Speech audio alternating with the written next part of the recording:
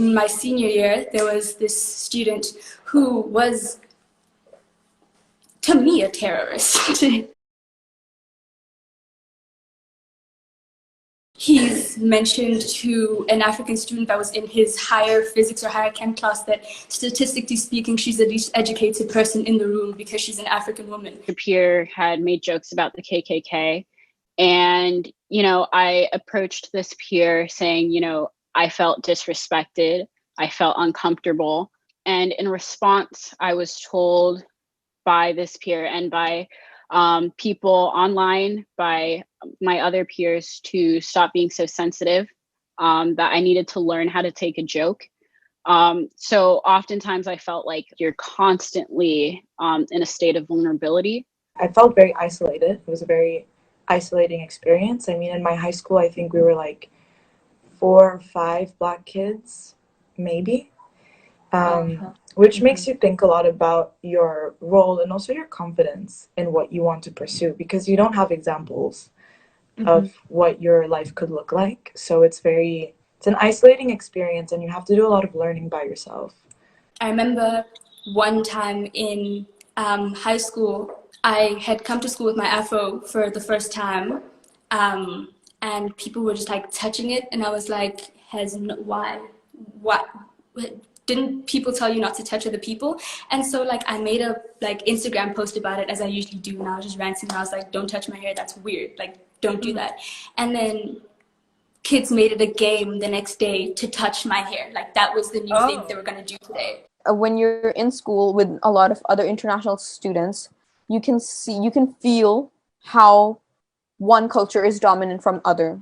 Around April-ish, I was running for student body president. We had student president debates on Zoom, and during that Zoom call there were people who would anonymously join the Zoom call, and then whenever certain people started speaking, including me, they started just shouting racial slurs, and it was anonymous, of course, because it's on Zoom. A couple of guys who I didn't know, I've never met or heard of them, joined the live in order to irritate the other girl who was on live with me. They said that I looked like a chocolate snack or something gross that really made me uncomfortable. You're never taught to see a Black person in a position of power. There were so many things that you had to simply let slide if you wanted to be okay, if you wanted to get through the school year.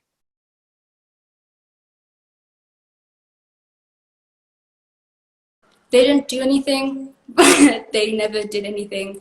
The way they dealt with it had me feeling constantly vulnerable. My one request after reporting was that I would not have to be around this student. And, instead I spent the rest of the year sitting across from him in history class, where he continued to make microaggressions. I recall just being scared to walk down the hallway. And one afternoon, he decided that he was going to corner me in the hallway. Wow. And, teachers were around, they saw, and they chose to do nothing. That not only would they not support me, not only would they not pursue action, but they would, turn to me and see me as the bad guy. Representation, especially if it's an extremely small amount, isn't enough to defeat racism, and we can't afford to have just an ignorant perspective or a really passive perspective on racism. This is what your guys' lack of action has done. This is the school community that has left me traumatized.